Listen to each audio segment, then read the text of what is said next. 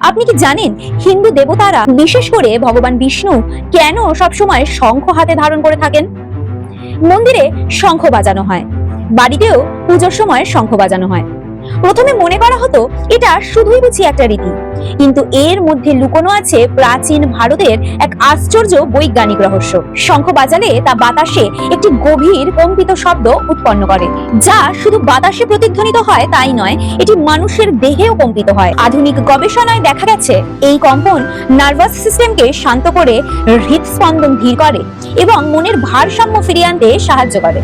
আরো একটি চমকপ্রদ বিষয় হলো বৈদিক বিশ্বাস অনুযায়ী শঙ্খ পরিবেশকে পবিত্র করে, নেতিবাচক শক্তি ভেঙে দেয়, ঠিক যেমন সাউন্ড ওয়েভ ক্ষতিকারক ফ্রিকোয়েন্সিকে ভেঙে দিতে পারে। আর এই কারণেই শঙ্খ বাজানো হয় প্রার্থনার সময়, যুদ্ধের প্রারম্ভে বা যে কোনো রীতিতে।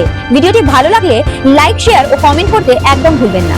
আর এরকম ভিডিও আরো পাওয়ার জন্য চ্যানেলটিকে আজই সাবস্ক্রাইব করে রাখুন।